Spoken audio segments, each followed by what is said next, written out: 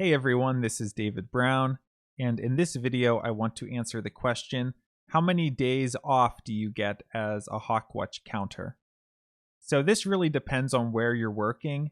I've worked at 3 different Hawkwatches, so let me briefly run through those situations. At the Ashland Hawkwatch in Delaware, I get 2 days off every week, usually Sunday and Monday. And there I keep track of my hours and submit them, and it's basically a 40-hour week. So 8 hours a day for 5 days and then 2 days off. And on my 2 days off, there are volunteers that fill in. And often on those days, I go up and hang out at the Hawkwatch anyway, but there's other people that are officially in charge. And that works well if you're at a place where there's enough volunteers with the ability to cover for you. At the Montclair Hawkwatch in New Jersey, I got paid a set amount for the season. And there, I was basically told I could take 1 day off a week and just to arrange it with some of the regular volunteers.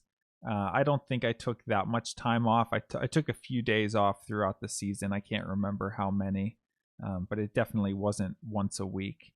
But maybe once every couple weeks, I would take a Sunday off or something. And at the Braddock Bay Hawkwatch in New York, it's a similar situation in that you don't really get scheduled days off.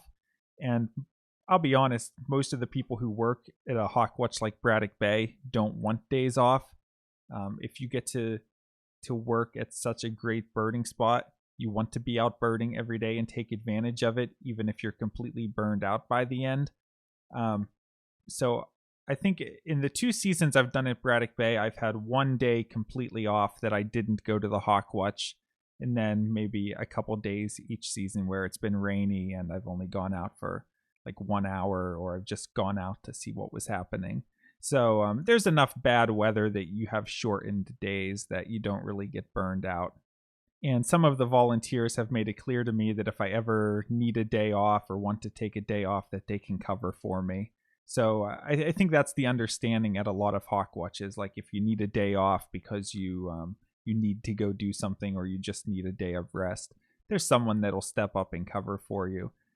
But you're getting paid a set amount for the season, and otherwise you're expected to cover every day.